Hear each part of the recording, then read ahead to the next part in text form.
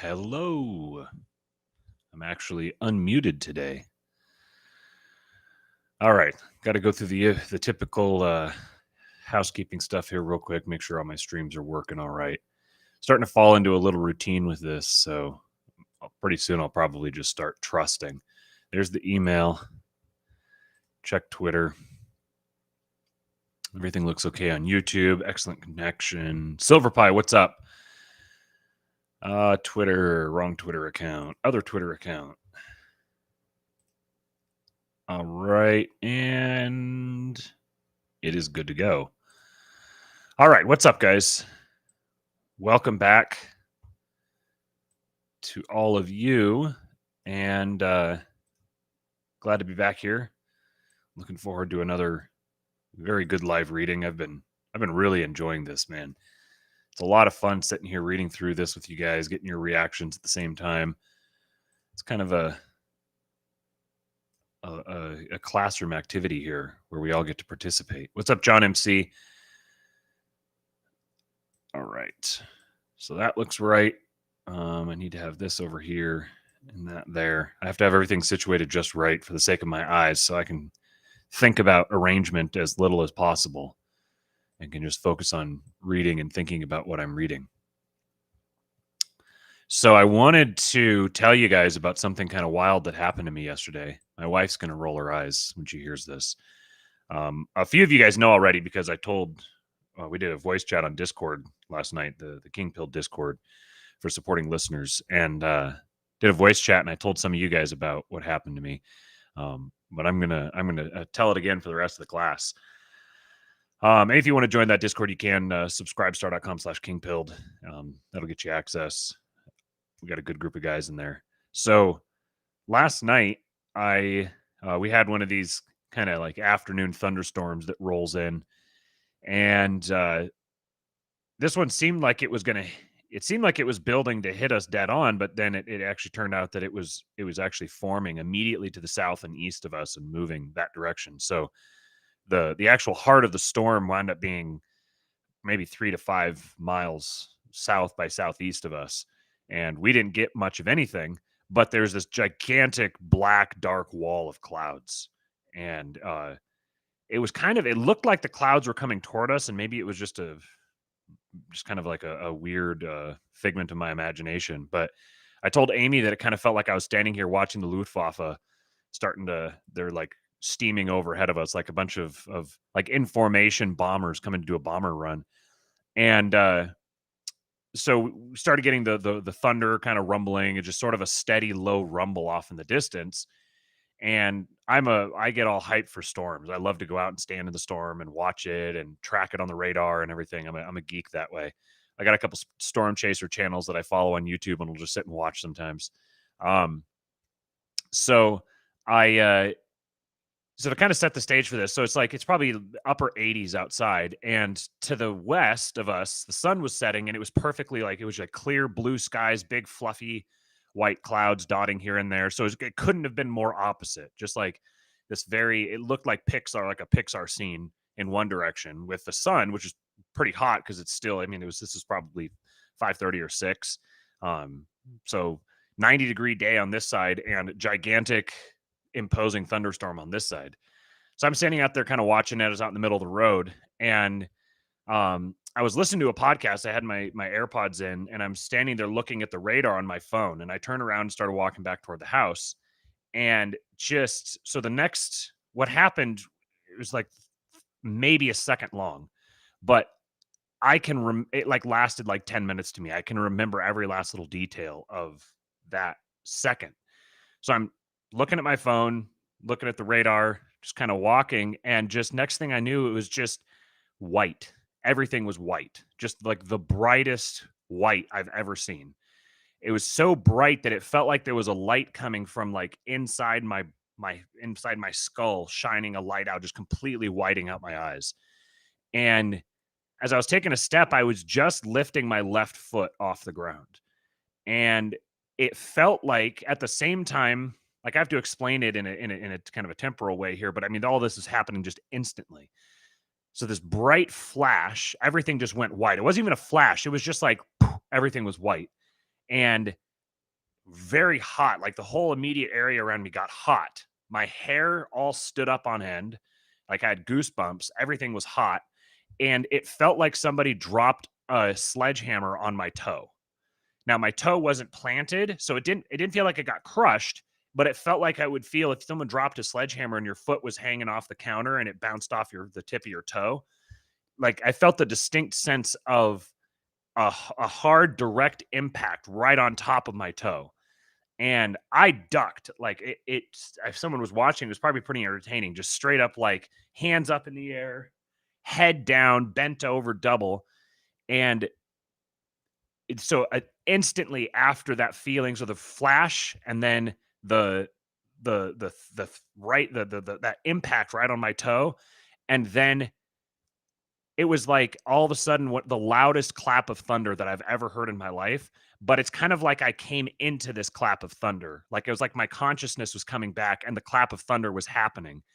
And it was so loud I couldn't hear myself think. Just instant like fear of God straight to your core clap of thunder. And then I was thinking back on it afterwards, and I remember actually hearing immediately after the clap of thunder, I heard the echo of the thunder of the thunder like bouncing off the houses next to me and coming back to me. And so it was kind of like all dozen houses or so right around the little neighborhood here. It's like I heard all of them rattling all at the same time. Um and it froze me, and I like looked down, looked at my extremities, checked my foot. I was like looking for char marks. I knew instantly like I either just got struck by lightning or lightning struck within feet of me, and I got like an offshoot bolt that hit me. Um and didn't have it. No, my hair didn't catch on fire, fingernails didn't fly off or anything. So I obviously must have not have taken a direct hit, I would imagine. But yeah, John MC, I was right in the middle of a lightning strike. That was whew, man, my knees were all shaky afterwards. I got like the rush of adrenaline. I kind of got nauseated. I went inside and the storm continued.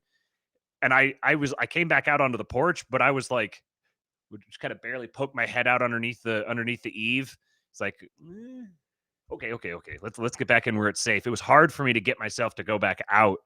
It just really um framed for me just how pathetic and vulnerable I am. How in an instant I could just be just snuffed right out.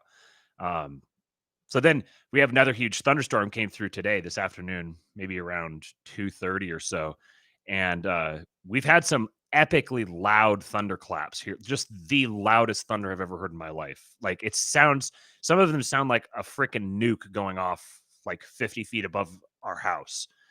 And but I haven't been able to get any of them on video. I've tried to record them and I always, hear a big one and so I start recording and there's no more big ones. Today, oh man, I got an 8-minute video of just you could see these cloud to ground strikes, and a couple of them were almost as loud as that one yesterday that was immediately above us.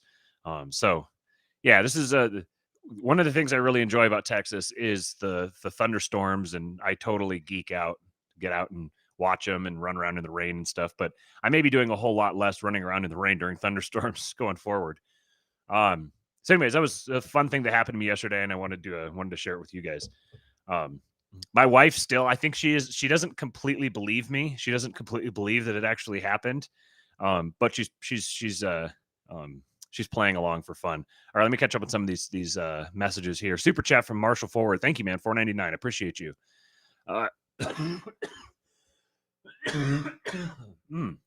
Sorry about that. I don't have a dump button here. Cooper says, "Hey Matt, Iz and I are doing our budget right now. As my godfather, how much money do you recommend I set aside for tantric yoga classes each month?" Well, let's let Blessed Seraphim Rose advise you on that one. I think I would defer to his spiritual wisdom. Marshall says, "You've been thunderstruck, AC/DC style." What's up, God, Guns, and Glory? John MC says, "I was caught in that at my front door 2 years ago. It lifted me up and hurled me inside 10 feet down the corridor. It sounded as if the roof had been lifted off the house." Whew. Wow. So that almost sounds like you were physically affected by it more than I was. I was more kind of like my experience was dramatically affected. The the light. I called my dad right afterwards and was telling him about it. And he said, it's interesting. I've just been reading about, um, I think it's in Isaiah where he talks about going to the seventh heaven and just talking about the light. I think it was a patristic father that he was referring to me that he was reading. I don't remember who it was, but he was talking about the light at these different levels. And like, you don't think of these levels; these aren't like literal. This is being revealed to him in a vision, and so it's kind of metaphorical or analogical, but it's real at the same time. So it's like you can't take it as like he was sitting there writing in his diary everything he was seeing. Um, he talked about the light at these different levels and like getting up to a higher level where the light that once was so incredibly bright now seems dark to him from there. And that was the kind of the image that really was implanted in my brain was um it almost, it sounds kind of corny maybe, but I almost feel like I got a little foretaste of what it's like to stand in the presence of God. Um, Not like it would be just on such a minuscule level compared to that, but just that sense of being just completely, um, my senses being completely overwhelmed and me just straight fight or flight, like rational brain switched off, just sitting here being profoundly overwhelmed by the sensory input of the experience. It was very profound. I'm gonna be thinking about it for a long time. And it's funny.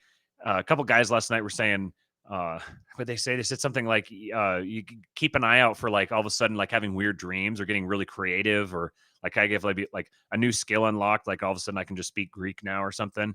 Um, but it's interesting. I almost feel like when this thunderstorm came by today, I was almost a little not afraid of it, but kind of intimidated by it a little bit, but also really, really drawn to it. Like I was like, I wanna get out in the middle of this and kind of experience that again.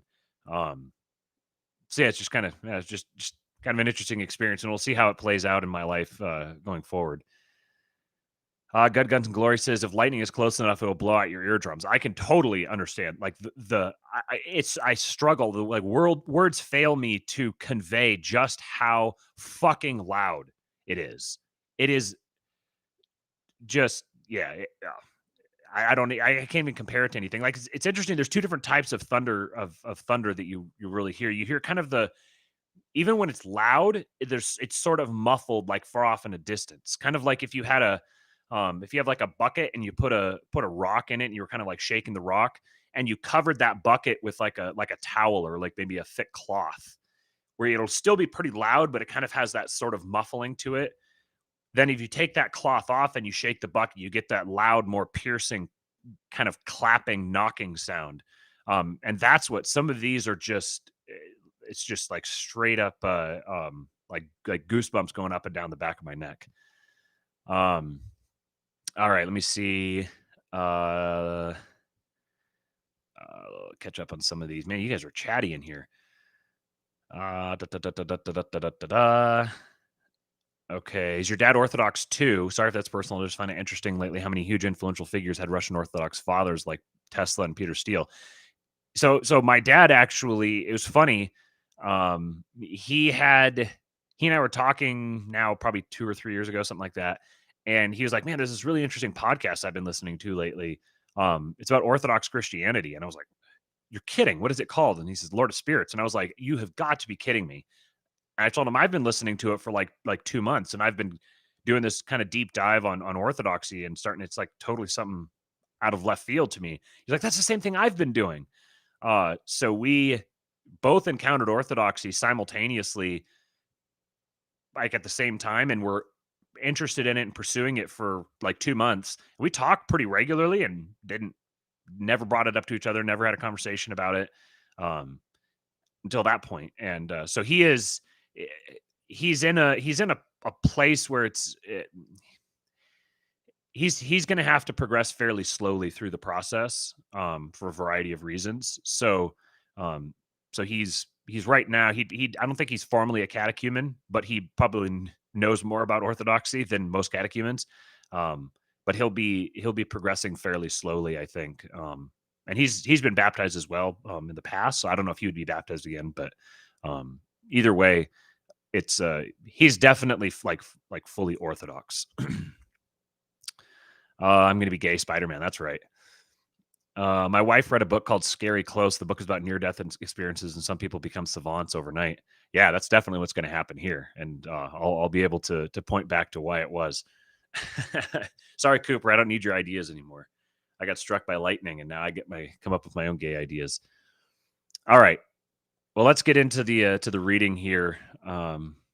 This is now I think it's part four of the live reading of Father Seraphim Rose's Orthodoxy and the Religion of the Future.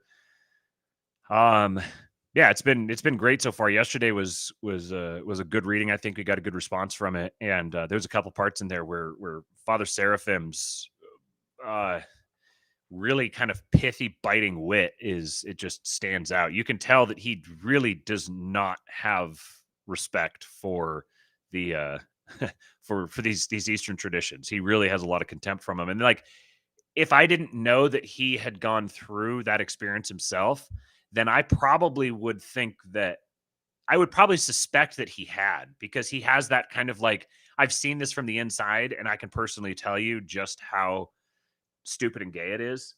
And so it kind of has that extra punch to it. Um, uh, Lightning is going to make you gay. Cooper, I didn't need lightning for that. All right, let's get rolling here. So we're going to pick up with the section here about, oh boy, tantric yoga in the mountains of New Mexico.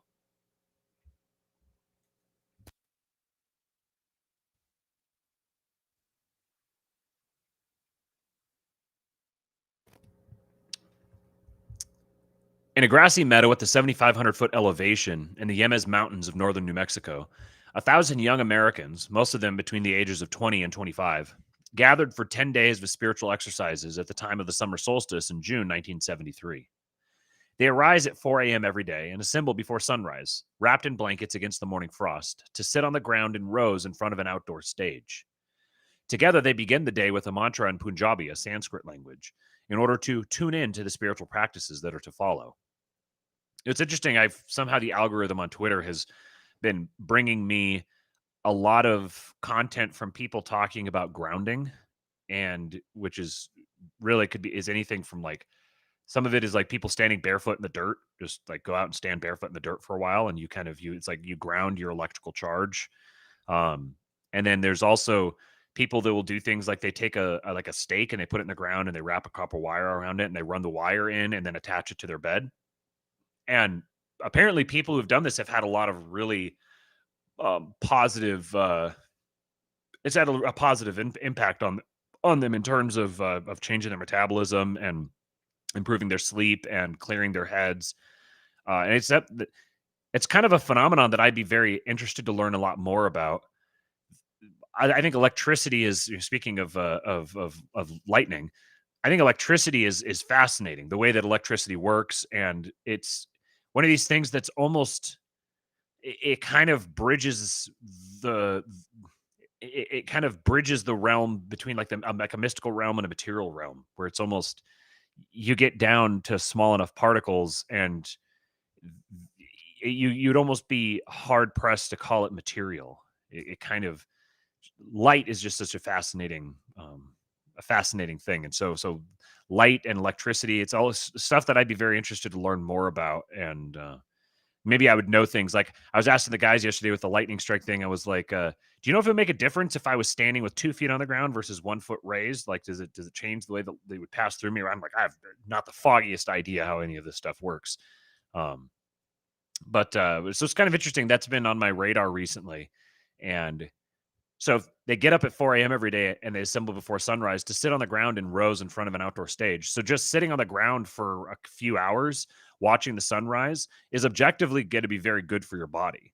It's going to whatever degree this grounding stuff is legit, it seems to be legit to some extent. And it just kind of makes sense that just sitting there on the ground is going to be better for you probably than laying on your carpet or something. Um, and then watching the effect of the sunlight, like your eyes do so much work in terms of regulating your hormones and maintaining your energy levels and your circadian rhythm and everything. The type of light that you take in is a big deal. And getting sunrise, being able to get the sunrise, the first light of the day, and sit there and let the light wake you up that way is going to be very good. Is very healthy for you. So yeah, it's kind of like they've taken this thing that in one sense could be very, very good for you. And so you're going to get the positive benefits of doing that, but then they're attributing it to this other spiritual practice, which obviously is going to come with additional spiritual baggage. You guys are hopping in the comments here. Let me see. Slowboy Whiteboard said, yeah, that's why since inventors started listening to demons the past 200 years, we've had an explosion in electronic consumer goods. See, that's the kind of thing that I'd be very interested to, like, the connection between electricity, and you could get into like 5G and the effects of Wi-Fi on your body. And a lot of this stuff it's kind of hard to tell where the physical effects and the spiritual effects part ways, where like there's a lot of crossover there when you get into to hormones and electrical flow and all this kind of stuff. That's something that I'd be very interested to hear more people talk about.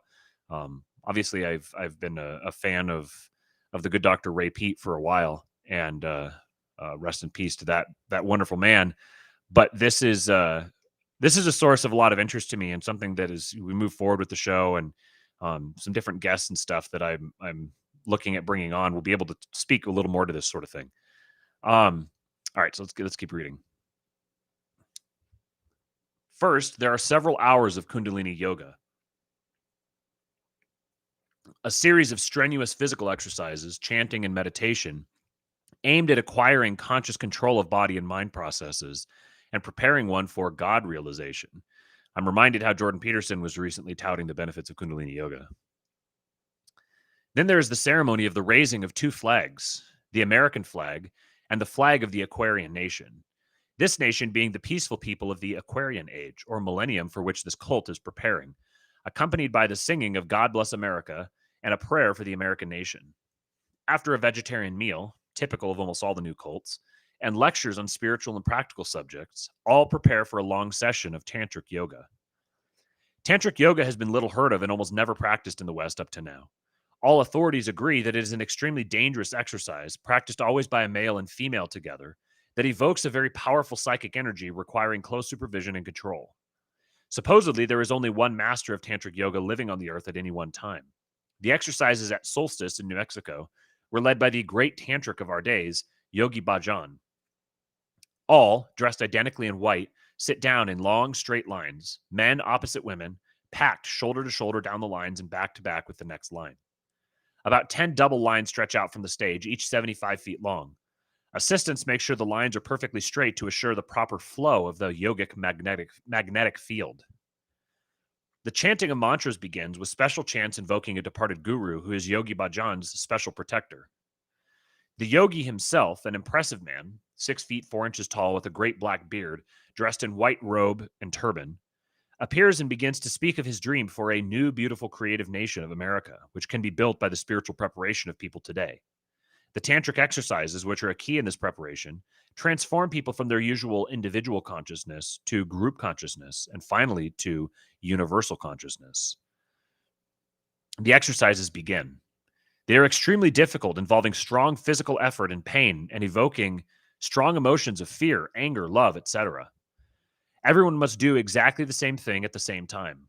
Difficult positions are held motionlessly for long periods. Complicated mantras and exercises must be executed in precise coordination with one's partner and with everyone in one's own row. Each separate exercise may take from 31 to 61 minutes. Individual awareness disappears in the intense group activity, and strong after effects are felt. Physical exhaustion and sometimes temporary paralysis, emotional exhaustion, or elation. Further, since no one at Solstice is allowed to converse with anyone else, there is no opportunity to make rational sense of the experience by sharing it with others. The aim is to effect a radical change in oneself. Following afternoon classes in such subjects as Oriental arts of self-defense, practical medicine, and nutrition, and the running of an ashram, there is an evening session, after another meal, of spiritual singing. Sanskrit mantras are sung to current folk and rock music. Rock festival and joyful worship in a foreign tongue are joined together, part of Yogi Bhajan's effort to make his religion Native American. The religion described above is a modern adaptation of the Sikh religion of northern India, joined to several practices of yoga. Called the 3HO, Healthy, Happy, Holy Organization, it was founded in 1969 in Los Angeles by Yogi Bhajan, who originally came to America to take up a teaching position and only incidentally became a religious leader when he discovered that his courses in yoga appealed to the hippies of Southern California. It's interesting. I was talking toward the end of the reading yesterday about how so much of these organizations, these Eastern spirituality organizations that popped up in the 60s and 70s, just sound to me like really, really lowbrow attempts by East Asians to con Americans by luring them with this kind of spooky, esoteric, like sexy Eastern spirituality, and like it. This is another example. The Healthy, Happy, Holy Organization. This sound I can hear like a little old Vietnamese grandma saying you're trying to come up with the name of an organization, and she's like, call it the Healthy, Happy, Holy Organization. It just it it's excuse me. It just sounds so hokey. It's hard to believe that people would take this seriously. And today, people wouldn't take this kind of thing seriously, but that's because we came through this era. Interesting. Marshall says Father Seraphim Rose would quote Black Sabbath and AC/DC in some of his public sermons. Interesting. Buck, you're in the chat here. You may be able to confirm this. I'm pretty sure that one of Father Turbo's favorite bands is Black Sabbath. At least I've heard him talk about them before. All right. Okay. Yeah, India has the tech support and spiritual support scams locked down. Isn't that for sure? Combining the spiritual search of the hippies with his own knowledge of Indian religions, he formed an American religion that differs from most Eastern religions by its emphasis on a this worldly, practical life, like the Sikhs in India, who are mostly a merchant class. Merchant class. Interesting. Marriage and a stable home life, responsible employment, and social service are required of all its members. Since its foundation, Buck says, yes, true, and KISS, I believe he says. Since its foundation in 1969, 3HO has expanded to over 100 ashrams, communities which serve as gathering places for non-resident participants, in American cities as well as a few in Europe and Japan. Although externally it is quite distinct from the other new Eastern cults, full members of the cult formally become Sikhs and thereafter wear the characteristic Sikh turban and white clothing. 3HO is one with them in appealing to ex-hippies, making an expanded or universal or transcendental consciousness its central aim, and in seeing itself as a spiritual avant-garde which will bring about a new millennial age, which most groups see in astrological terms as the Aquarian Age. As a cult that advocates a relatively normal life in society, 3HO is still just as much a sign of the times as the Hindu cults that promote an obvious escapism. It is preparing for a healthy, happy, and holy America, totally without reference to Christ. When convinced and happy Americans speak calmly about God and their religious duties without mention of Christ, one can no longer doubt that the post-Christian age has come in earnest.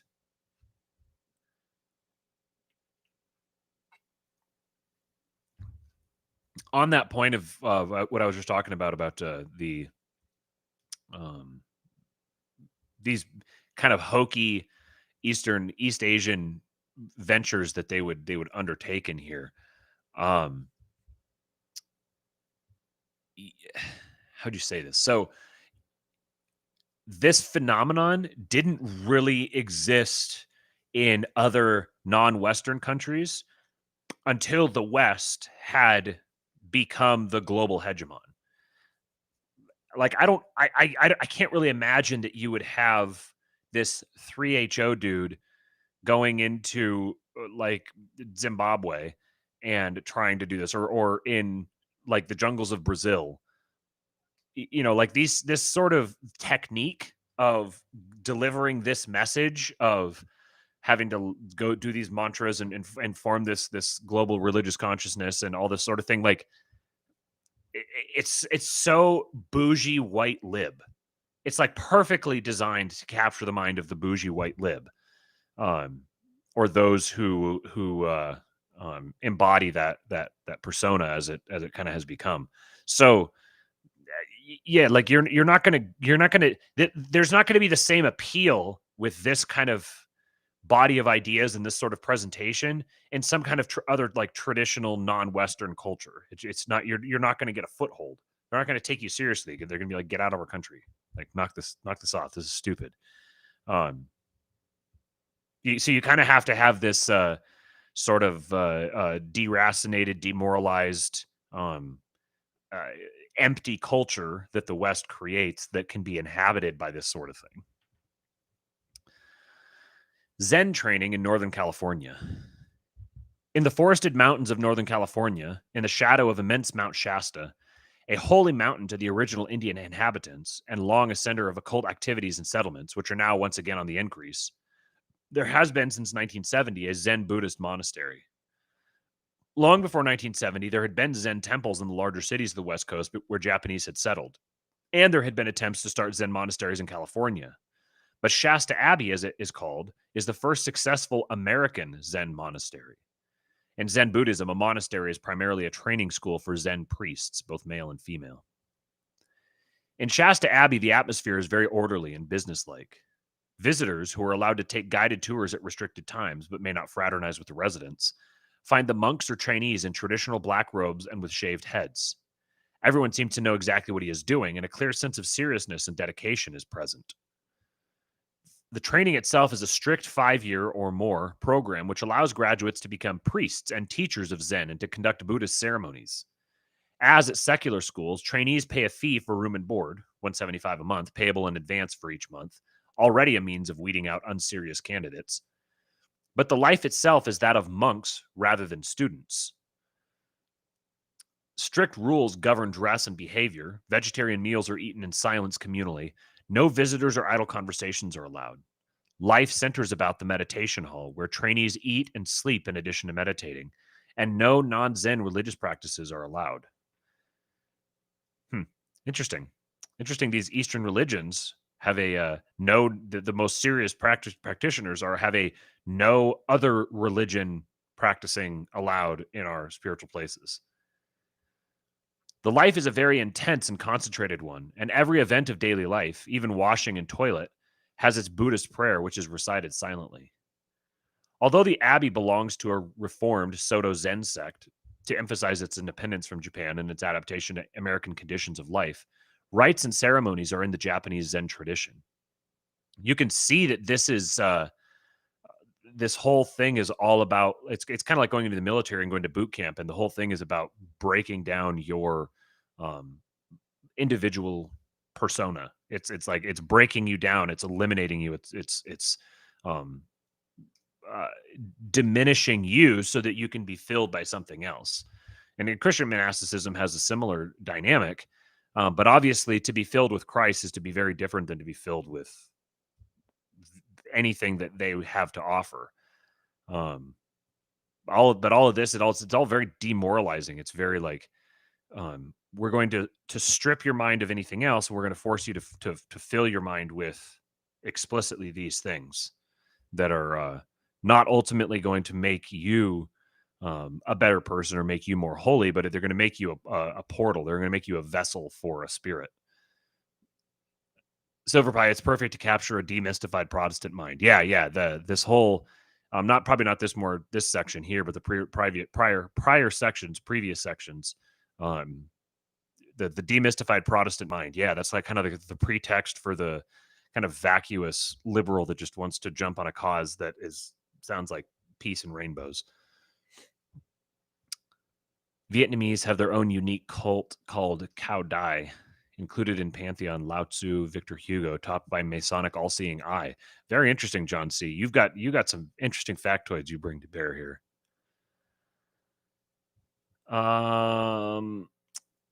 Let's start this over again. So, although the abbey belongs to a reformed Soto Zen sect, to emphasize its independence from Japan and its adaptation to American conditions of life, rites and ceremonies are in the Japanese Zen tradition. There's the ceremony of becoming a Buddhist, equinox rites celebrating the transformation of the individual, the ceremonial feeding of hungry ghosts, remembrance of the dead, the Founders' Day ceremony of expressing gratitude to the transmitters of Zen down to the present master, the Festival of Buddha's Enlightenment, and others. Homage is paid by bowing down before images of Buddha, but the primary emphasis of the teaching is on the Buddha nature within one. The Zen master at Shasta Abbey is a Westerner and a woman, Buddhist practice permitting this. Jayu Kennet, an Englishwoman born of Buddhist parents in 1924, who received Buddhist training in several traditions in the Far East and ordination at a Soto Zen monastery in Japan. She came to America in 1969 and founded the monastery the next year with a few young followers. Of course, it was founded by a woman. Since then, the community has grown rapidly, attracting mostly young men and women in their 20s. The reason for the success of this monastery, apart from the natural appeal of Zen to a generation sick of rationalism and mere outward learning, seems to lie in the mystique of authentic transmission of the Zen experience and tradition, which the abbess provides through her training and certification in Japan. Her personal qualities as a foreigner and a born Buddhist who is still in close touch with the contemporary mind, with a very American practicality, seem to seal her influence with the young American convert generation of Buddhists. The aim of Zen training at Shasta Abbey is to fill all of life with pure Zen. Daily meditation, at times for as much as 8 or 10 hours in one day, is the center of a concentrated, intense religious life that leads, supposedly, to lasting peace and harmony of body and mind. Emphasis is on spiritual growth, and the publications of the Abbey, a bi-monthly journal and several books by the abbess, reveal a high degree of awareness of spiritual posing and fakery.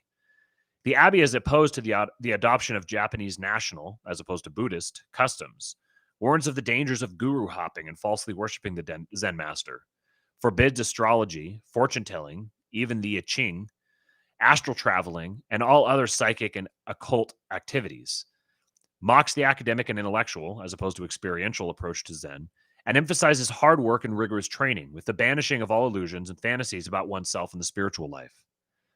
Discussions on spiritual matters by young Zen priests, as recorded in the Abbey's journal, sound, in their sober and knowledgeable tone, remarkably like discussions among serious young Orthodox converts and monks.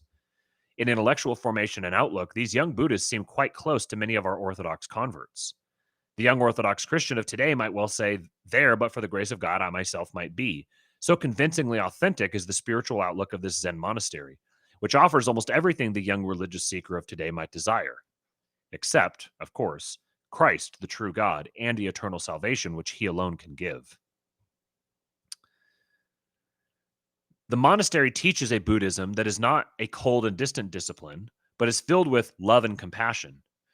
Contrary to the usual expositions of Buddhism, the abbess emphasizes that the center of Buddhist faith is not ultimate nothingness, but a living God, which she claims to be the esoteric Buddhist teaching.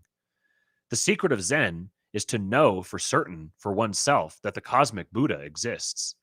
A true master is he or she who does not waver in his certainty of and love for the cosmic Buddha. I was overjoyed when I finally knew for certain that he existed. The love and gratitude in me knew no bounds, nor have I ever felt such love as it came from him. I so want everyone else to feel it too.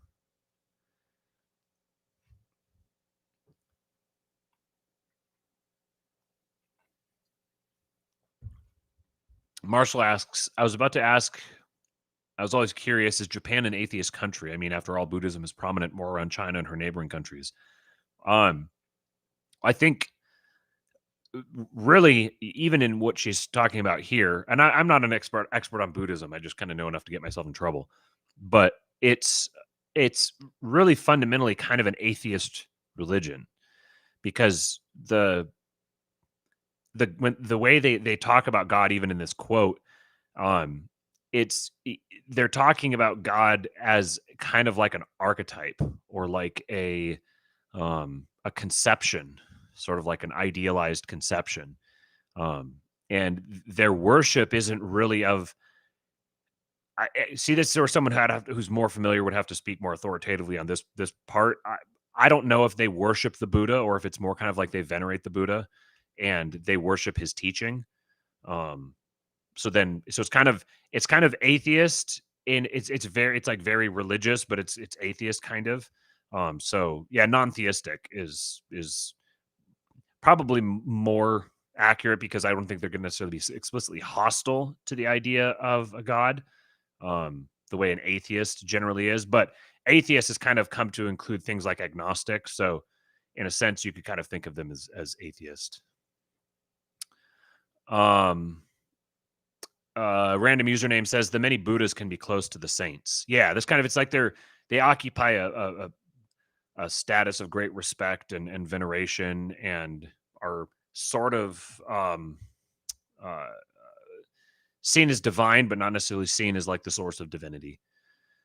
It's more like they're divine because they were able to tap into the divinity that we all tap into.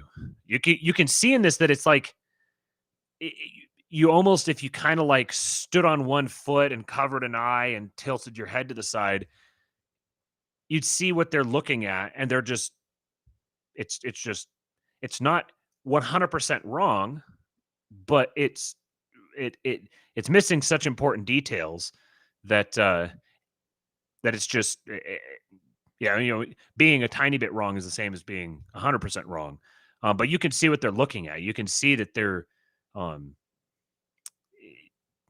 it ties back into this Jonathan Pajot conversation about universal history that I think I need to get into that more on that subject specifically, not reading through. Well, like we're doing these live readings, and it'll be better to do a specific show on that. Amy says, just a heads up, looks like that storm is coming back our way. Prepare for the stream to cut momentarily. Thunder is starting up again. Yeah, our power has been flashing when it happens. So if the storm's coming back, then I may just disappear all of a sudden. And if so, then we'll just pick up again tomorrow.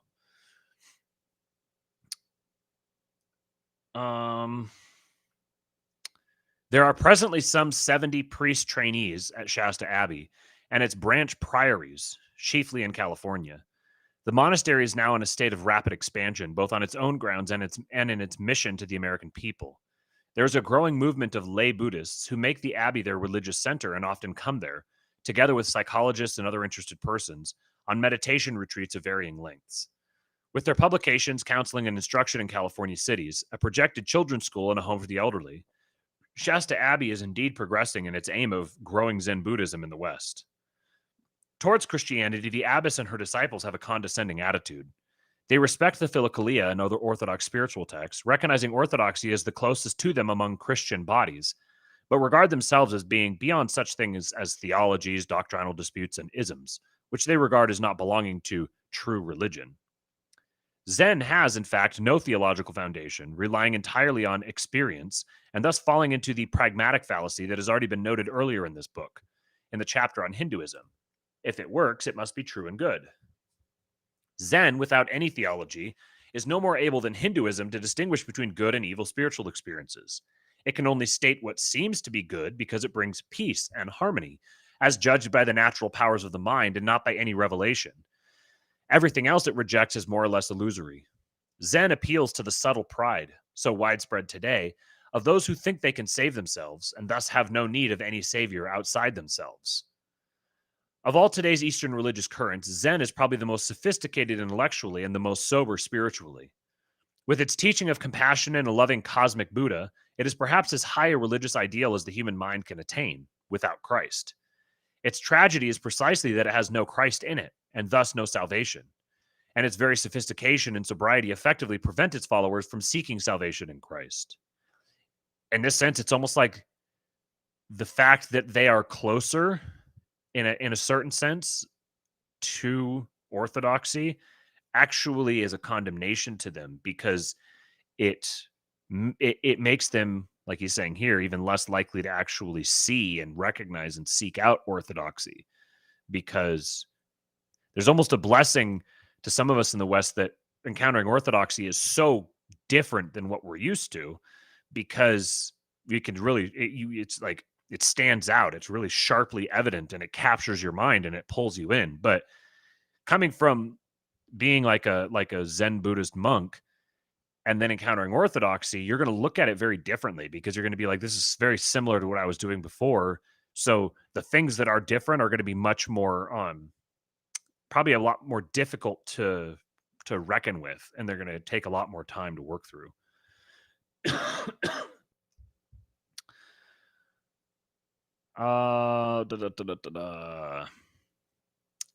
In its quiet, compassionate way, it is perhaps the saddest of all the reminders of the post-Christian times in which we live. Non-Christian spirituality is no longer a foreign importation in the West. It has become a Native American religion, putting down deep roots into the consciousness of the West.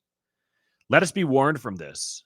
The religion of the future will not be a mere cult or sect, but a powerful and profound religious orientation, which will be absolutely convincing to the mind and heart of modern man. Thank you for the $5 super chat, random username. Appreciate you, buddy. The new spirituality versus Christianity. Other examples of the new Eastern cults in the West could be multiplied. Each year finds new ones or new transformations of old ones. In addition to the overtly religious cults, the last decade especially has seen an increase of secular consciousness cults, as one popular magazine calls them. These mind therapy groups include the Erhard Seminars Training, established in 1971, Rolfing, Silva Mind Control, and various forms of encounter and biofeedback, all of which offer a release of tensions and a tapping of the hidden capabilities of man, expressed in a more or less plausible 20th century scientific jargon. One is reminded also of other consciousness movements that have become less fashionable today, from Christian Science to Science of the Mind to Scientology. All these movements are incompatible with Christianity. Orthodox Christians must be told absolutely to stay away from them. Why do we speak so categorically? First, these movements have no foundation in Christian tradition or practice, but are purely the product of Eastern pagan religions or of modern Spiritism, more or less diluted and often presented as non-religious. They not only teach wrongly, not in accordance with Christian doctrine, about spiritual life, they also lead one, whether through pagan religious experiences or psychic experiments, into a wrong spiritual path whose end is spiritual and psychic disaster, and ultimately the loss of one's soul eternally.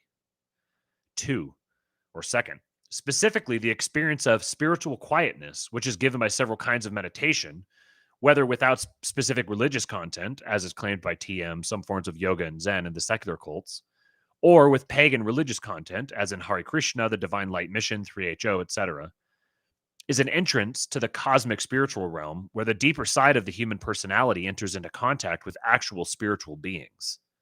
These beings, in man's fallen state, are first of all the demons or fallen spirits who are closest to man. And he says, see Bishop Ignatius Brian Kononnoff's exposition of the Orthodox teaching on the spiritual and sensuous perception of spirits and the openings of man's doors of perception in the Orthodox Word, published in 1978. Zen Buddhist meditators themselves, despite all their cautions about spiritual experiences, describe their encounters with these spirits, mixed with human fantasies, all the while emphasizing that they are not clinging to them.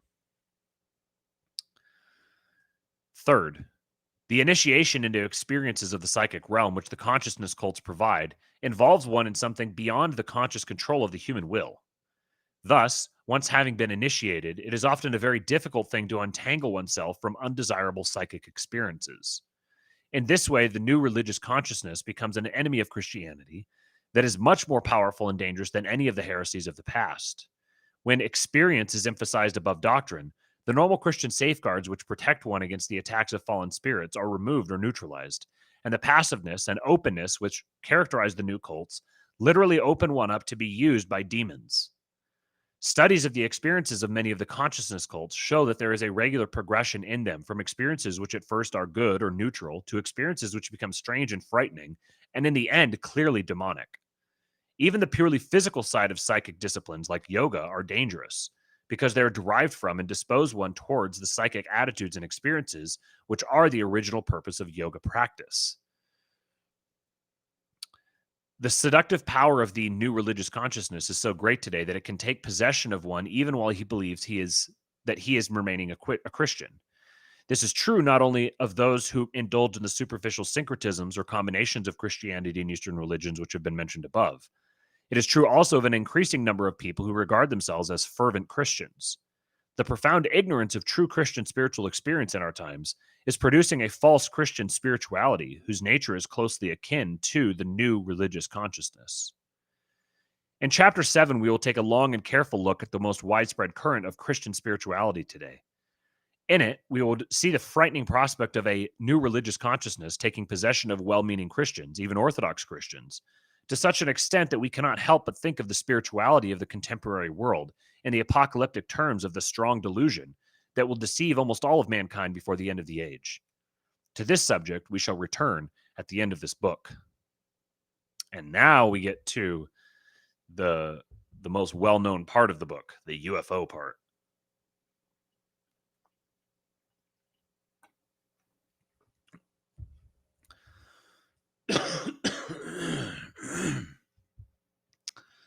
Signs from Heaven, Chapter 6. An Orthodox Christian understanding of unidentified flying objects, UFOs. The post-World War II decades that have witnessed the astonishing increase of Eastern religious cults and influence in the West have also seen the beginning and spread of a parallel phenomenon, which, although at first sight it seems totally unrelated to religion, on closer examination turns out to be just as much a sign of the post-Christian age and the new religious consciousness as the Eastern cults. This phenomenon is that of the unidentified flying objects, which have supposedly been seen in almost every part of the world since the first flying saucer was spotted in 1947. Human credulity and superstition, which are no less present today than at any time in human history, have caused this phenomenon to be connected to some degree with the crackpot fringe of the cult world. But there has also been a sufficiently serious and responsible interest in it to produce several government investigations and a number of books by reputable scientists. These investigations have come to no positive result in identifying the objects as physical reality. However, the newest hypotheses made by several scientific investigators in order to explain the phenomenon actually seem to come closer to a satisfactory explanation than other theories that have been proposed in the past. But at the same time, these newest hypotheses bring one to the edge of reality, as one of the new scientific books on them is called. To the boundaries of psychic and spiritual reality, which these investigators are not equipped to handle. The richness of scriptural and patristic knowledge precisely of this latter reality places the Orthodox Christian observer in a uniquely advantageous position from which to evaluate these new hypotheses and the UFO phenomenon in general. The Orthodox Christian observer, however, is less interested in the phenomena themselves than he is in the mentality associated with them. How are people commonly interpreting UFOs and why? Among the first to approach the UFO question in this manner and a serious study was the renowned Swiss psychologist C.G. Jung. In his book of 1979, Flying Saucers, A Modern Myth of Things Seen in the Skies, he approached the phenomena as primarily something psychological and religious in meaning. And although he himself did not attempt to identify them as objective reality, he nonetheless did grasp the realm of human knowledge to which they actually belong. Today's investigators, while starting from the objective and not the psychological side of the question, have also found it necessary to put forth psychic hypotheses to explain the phenomena. In approaching the religious and psychological side of UFO phenomena, it is important for us, first of all, to understand the background in terms of which flying saucers have generally been interpreted by those who believe in their existence from the time of their first appearance in the 1940s. What were men prepared to see in the sky? The answer to this question may be found in a brief look at the literature of popular science fiction. Number 1, the spirit of science fiction. Historians of science fiction usually trace the origins of this literary form back to the early 19th century. Some prefer to see its beginning in the short stories of Edgar Allan Poe, which combined a persuasive realism and style with the subject matter always tinged with the mysterious and occult. Others see the first science fiction writer and Poe's English contemporary, Mary Wollstonecraft Shelley, wife of the famous poet. Her Frankenstein, or the Modern Prometheus, combines fantastical science with occultism in a way characteristic of many science fiction stories since then. The typical science fiction story, however, was to come with the late 19th and early 20th centuries, from Jules Verne and H.G. Wells to our own days. From a largely second-rate form of literature in the American periodical pulps of the 1930s and 40s, science fiction has come of age and become a respectable international literary form in recent decades. In addition, a number of extremely popular motion pictures have shown how much the spirit of science fiction has captivated the popular imagination. The cheaper and more sensational science fiction movies of the 1950s have given way in the last decade or so to fashionable idea movies like the 2001 A Space Odyssey, Star Wars, and Close Encounters of the Third Kind, not to mention one of the most popular and long-lived American television series, Star Trek. The spirit of science fiction is derived from an underlying philosophy or ideology, more often implied than expressed in so many words, which is shared by virtually all those who create in science fiction forms. This philosophy may be summed up in the following main points. First, religion in the traditional sense is absent or else present in a very incidental or artificial way. The literary form itself is obviously a product of the post-Christian age, evident already in the stories of Poe and Shelley.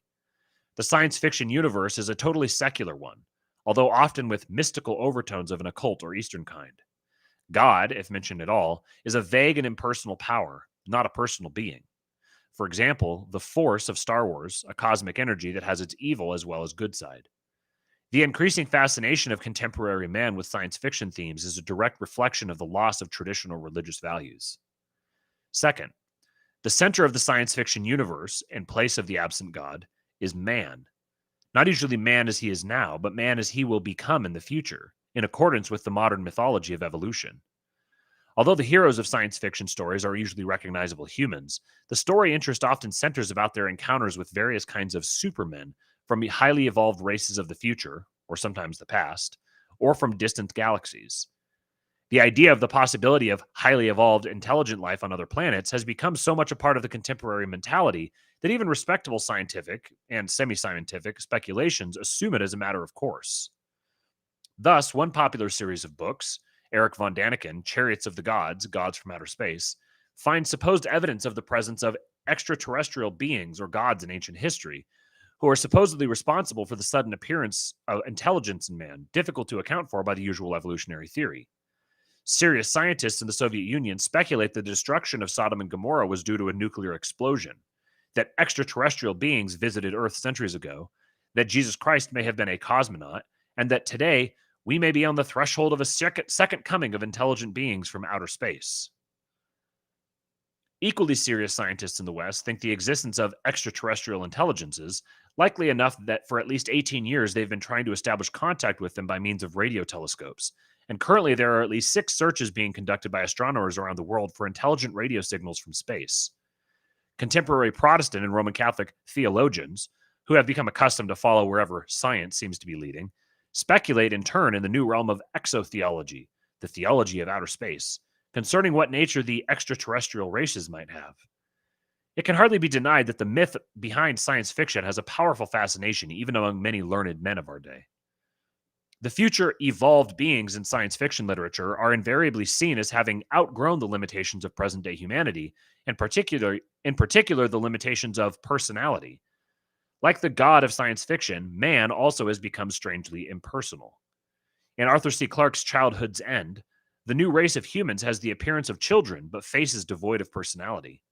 They are about to be guided into yet higher evolutionary transformations on the way to becoming absorbed in the impersonal overmind. In general, the literature of science fiction, in direct contrast to Christianity, but exactly in accordance with some schools of Eastern thought, sees evolutionary advancement and spirituality in terms of increased impersonality. That's a very, very interesting observation.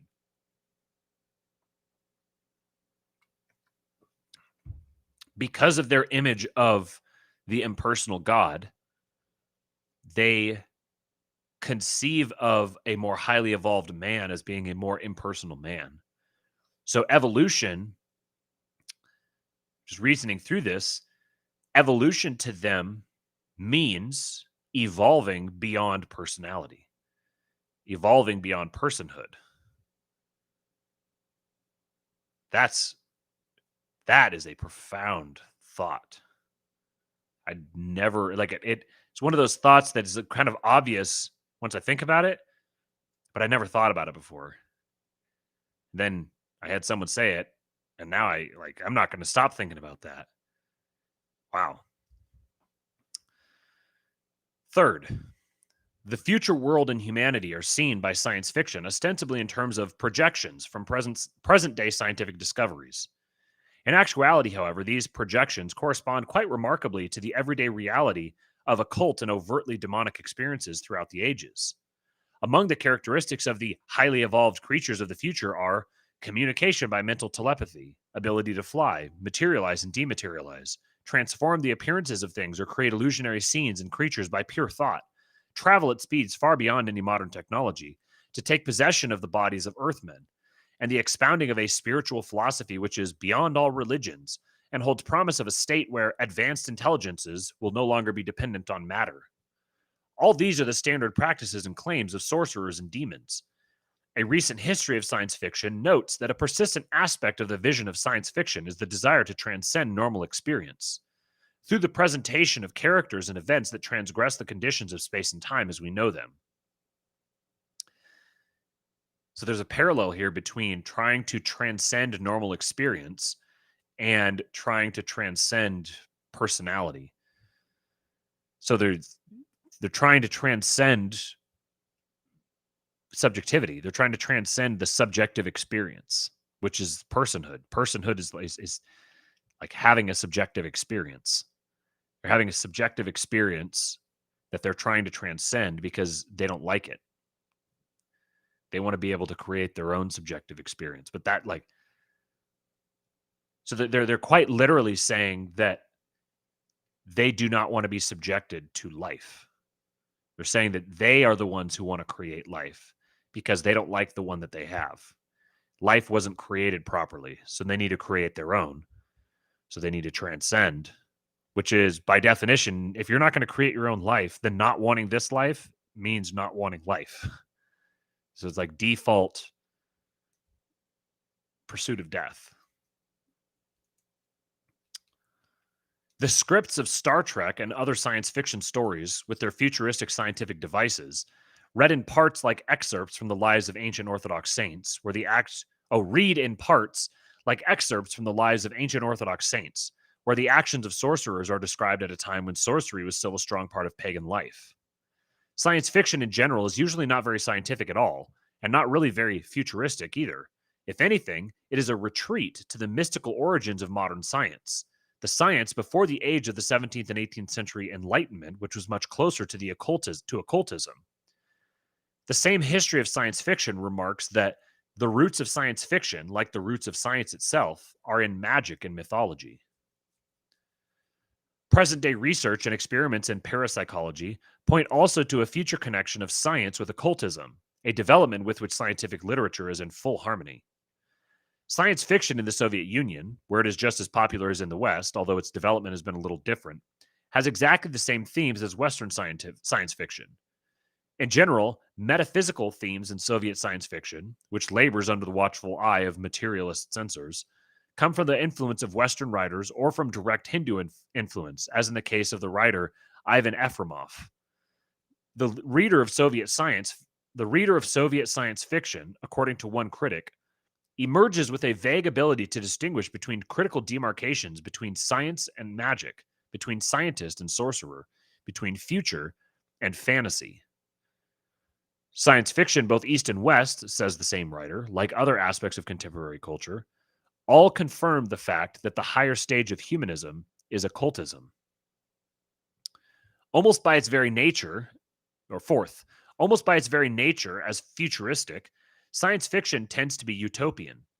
Few novels or stories actually describe a future perfect society, but most of them deal with the evolution of today's society into something higher, or the encounter with an advanced civilization on another planet, with the hope or capability of overcoming today's problems and mankind's limitations in general.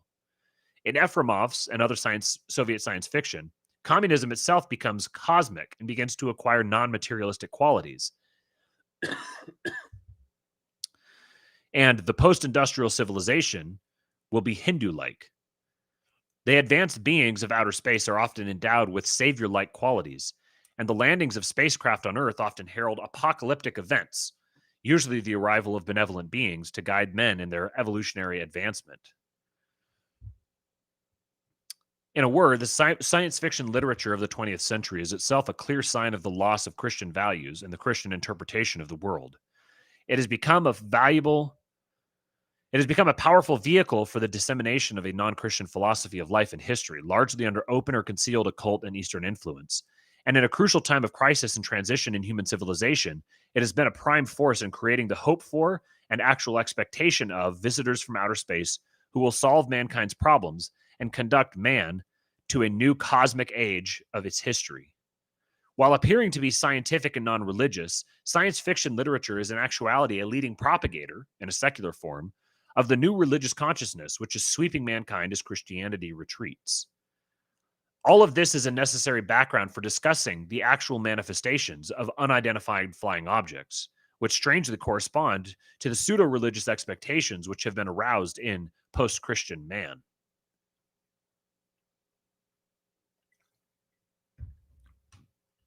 All right, let's see how much longer I've got here. All right, I think we're going to read through this section here up to the 6 kinds of UFO encounters, and that's where we'll pick up tomorrow. UFO sightings and the scientific investigation of them. Although fiction, one might say, has in a way prepared men for the appearance of UFOs, our understanding of their objective reality obviously cannot be derived from literature or human expectations and fantasies.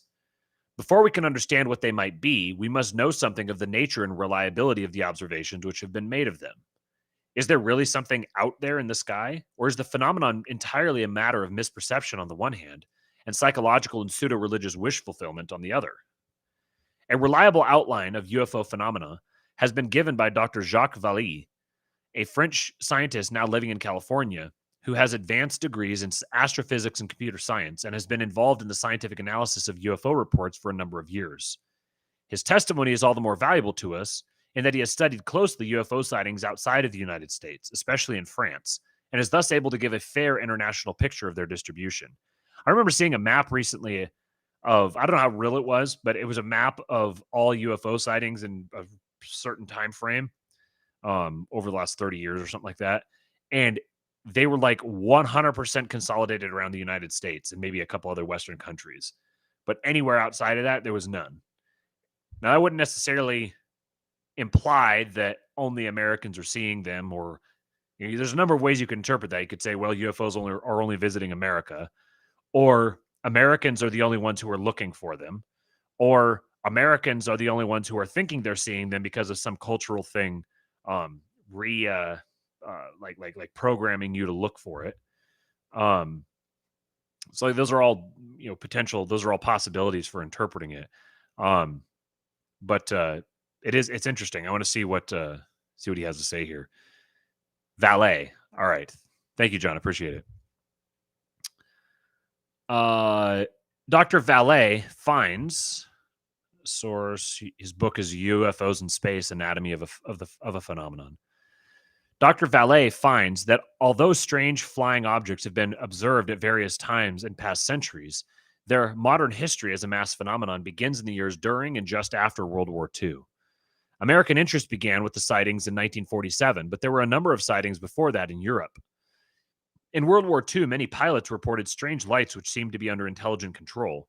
And in 1946, particularly in July, there were a whole series of sightings in Sweden and other northern European countries. Sightings in this Scandinavian wave were interpreted first as meteors, then as rockets or ghost rockets or bombs, and finally as some new type of aircraft, capable of extraordinary movements in the sky but leaving no trace on the ground even when they seemed to land. The European press was full of reports of this wave of sightings, and everyone in Sweden was talking of them. Some thousands of sightings were reported, but not once was the hypothesis of extraterrestrial or interplanetary origin suggested. Dr. Vallée concludes that the wave was caused by actually existing but unidentified objects, and not by any previously existing UFO rumor or expectation of visitors from outer space. In this and succeeding saucer waves, he finds a total absence of any correlation between widespread interest in science fiction and peaks of UFO activity. Earlier, also, there had been no saucer wave at the time of the American panic over Orson Welles' 1938 radio adaptation of H.G. Wells' War of the Worlds.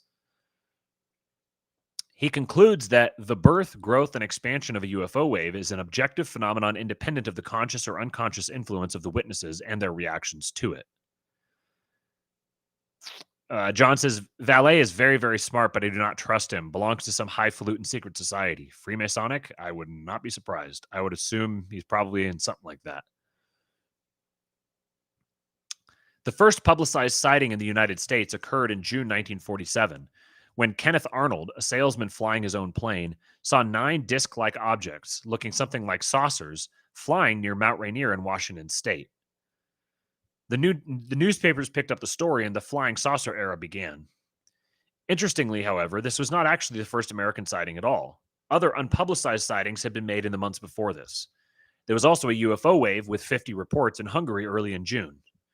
Therefore, the 1947 sightings cannot all be set down to hysteria over the Arnold incident. There were a number of other sightings in the American wave of 1947, chiefly in June, July, and August. Although some newspapers speculated on interplanetary visitors, these sightings were taken seriously by scientists who assumed they were the result of advanced human technology, most likely American or perhaps Russian. A second wave occurred in July 1948 with sightings in America and France. In the United States, there was a spectacular night sighting made by the pilots of an Eastern Airlines DC-3 plane of a torpedo-shaped craft with 2 rows of portholes surrounded by a blue glow and with a tail of orange flames, which maneuvered to avoid collision and disappeared. In August of the same year, there were many sightings in Saigon and other parts of Southeast Asia of a long fish-like object. 1949 saw reports of strange disks and spheres in Sweden and more UFOs in America, including 2 observations by trained astronomical observers. Small UFO waves, as well as isolated sightings, continued in 1950 and 1951, especially in the United States, but also in Europe. In 1952, the first real international UFO wave occurred, with many sightings in the United States, France, and North Africa. At the peak of the wave, 2 sensational sightings were made above the Capitol and the White House in Washington, D.C., an area under constant control by radar. In September, there was a wave encompassing Denmark, Sweden, and northern Germany and Poland. At the same time, in France, the first UFO landing was reported, all together with a description of little men. In 1953, there were no waves, but there were a number of individual sightings. The most remarkable one occurred in Bismarck, North Dakota, where 4 objects hovered and maneuvered over an air filter station for 3 hours at night. An official report of this event consisted of several hundred pages with accounts from many witnesses, mainly pilots and military personnel. 1954 saw the largest international wave yet. France was literally inundated with sightings, with dozens of reports every day in September, October, and November. In the French wave, the problems facing a serious scientific investigation of UFO phenomena are well demonstrated. Quoting, "The phenomenon was so intense, the impact on public opinion so deep, the newspaper's reaction so emotional, that scientific reflexes were saturated long before a serious investigation could be organized. As a result, no scientist could risk his reputation by studying openly a phenomenon so emotionally distorted. French scientists remained silent until the wave passed and died." During the French wave, the typical characteristics of later UFO encounters were often present. UFO landings, with at least some circumstantial evidence of them, beams of light issuing from the UFO to the witness, stoppage of motors in the vicinity of the sightings, strange small beings in diving suits, serious psychic and physical harm to witnesses. Since 1954, many sightings have been made every year in various countries, with major international waves in 1965, 67, and 72 and 3. Sightings have been especially numerous and profound in their effects in South American countries. The best-known government investigation of UFOs was that undertaken by the United States Air Force shortly after the first American sightings in 1947. This investigation, known from 1951 on as Project Blue Book, lasted until 1969, when it was abandoned on the recommendation of the Condon Report of 1968, the work of a scientific committee led by a noted physicist of the University of Colorado. Close observers both of Blue Book and the Condon Committee, however, have noted that neither of them took UFO phenomena seriously, and that their main occupation was more the public relations task of explaining away mystifying aerial phenomena in order to calm public fears about them. Sounds kind of eerily like the Warren Commission. Some flying saucer groups claimed that the United States government was using these investigations as a cover-up of its own knowledge of the real nature of UFOs. But all evidence points to the fact that the investigations themselves were simply careless because the phenomena were not taken seriously, especially after some of the stranger UFO stories had begun to make the subject distasteful to scientists. The first director of Blue Book, Captain Edward Ruppelt, admitted that had the Air Force tried to throw up a screen of confusion, they couldn't have done a better job. The problem was tackled with organized confusion. Everything was being evaluated on the premise that UFOs couldn't exist. The Condon Report contains some classic explanations of UFOs. One, for example, states that this unusual sighting should therefore be assigned to the category of some almost certainly natural phenomena, which is so rare that it apparently has never been reported before or since. The chief scientific consultant of Blue Book for most of its 22 years, Northwestern University astronomer J. Allen Hynek, openly calls the whole thing a pseudoscientific project. Bill McPherson says, I would suggest other cultures outside the secular remains of Christian domain see UFOs, but just see them as spirits. The abductions are the most interesting part of this whole phenomenon. That was the thought I was trying to say earlier, was that even if it was true that this is the only place where they're being reported, or recently, or whatever the graphic said, it wouldn't necessarily disprove the idea that they're happening elsewhere, because it would just mean that the people outside of the US just aren't calling them UFOs. They're interpreting them as something else. There's really so many different possible contingencies there that it's honestly pretty difficult to study, because you have to parse all those things, and that's going to be pretty difficult.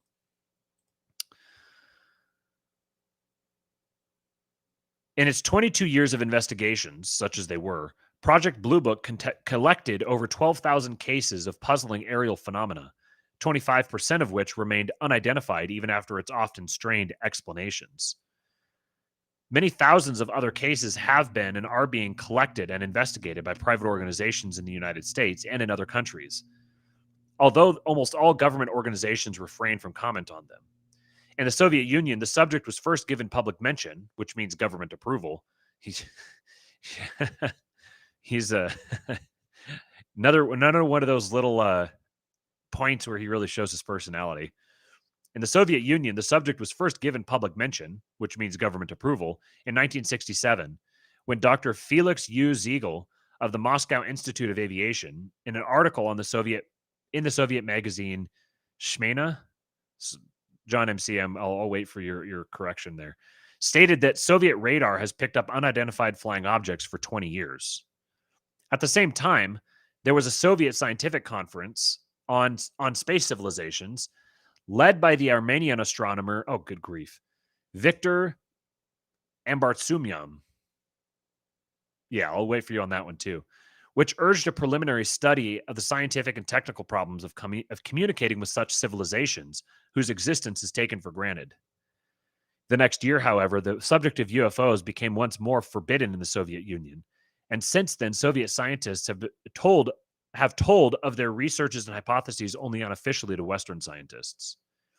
In the United States, the subject of UFOs remains somewhat off limits for military and scientific men, but in recent years, an increasing number, especially among younger scientists, have begun to take the subject seriously and come together to discuss it and suggest means of researching it. Doctors Hynek and Vallée speak of an invisible college of scientists who are now actively interested in the UFO phenomena, although most of them do not wish their names publicly associated with the subject. There are, of course, those who continue to deny the phenomena altogether, explaining it as misperceptions of natural objects, balloons, airplanes, etc., not to mention hoaxes and psychological projections. One of these, Philip Klass, takes delight in debunking UFOs, investigating some of the sightings and finding them to be either natural phenomena or frauds. His study has convinced him that the idea of wondrous spaceships from a distant civilization really is a fairy story that is tailored to the adult mentality.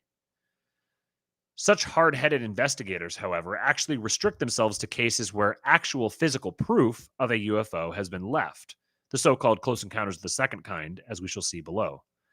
And even staunch defenders of their reality are forced to admit that there is very little of this, even in the most convincing UFO sightings. The one thing that has persuaded a number of scientists in recent years to take the phenomena seriously is not the physical proof of them, but the fact that many serious and reliable people have seen something which cannot be explained and which often has a powerful effect upon them. Dr. Hynek writes of his investigation, quoting, "Invariably, I've had the feeling that I was talking to someone who was describing a very real event. To him or her, it represented an outstanding experience, vivid and not at all dreamlike, an event for which the observer was usually totally unprepared, something soon recognized as being beyond comprehension." That sounds a lot like people's reports of psychedelic trips, that they report them very, very similarly. This combination of the often intense reality of the experience of encountering a UFO, especially in the close encounters, and the almost total lack of physical evidence of it, makes the investigation of UFOs by nature not chiefly an examination of physical phenomena, but more an investigation of the human reports of it, their credibility, consistency, etc. Already, this places the investigation somewhat in the realm of psychology, and is enough to tell us that the approach solely in search of physical proof is an inadequate one. However, Mr. Class's opinion that the wondrous spaceships are a fairy story for adults is perhaps also not far from the truth. One thing is the observations made of UFOs, and quite another is the interpretation which people give their or others' observations. The former could be real, and the latter a fairy story or a myth of our times. Dr. Hynek has done much to remove some of the common misconceptions about UFO sightings. Thus, he makes it clear that most UFO sightings are not reported by cultists, unstable, or uneducated people. The few reports made by such people are usually easily identified as unreliable and not further investigated. But the most coherent and articulate reports come from normal, responsible people, often with scientific training, who are genuinely surprised or shocked by their experience and simply don't know how to explain it. The stronger the experience and the closer the UFO is seen, the less willing the witnesses are to report it at all. UFO records are a collection of incredible tales told by credible persons, as one Air Force general has remarked. There can be no reasonable doubt that there is something behind the many thousands of serious UFO reports. And that is where we are going to leave off for today. John MC says, Christopher Buckley's biting satire, Little Green Men, is savagely hilarious, worth reading. And he knows a thing or two about PSYOPs. I will put this here. I've got Little Green Men, Christopher Buckley. All right. I've got a tab going with things that I need to read and research. It was... hold on a second. So, Smiana?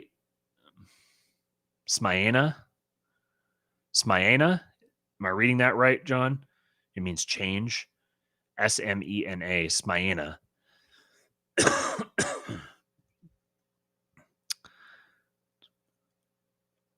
Mbartsumyan.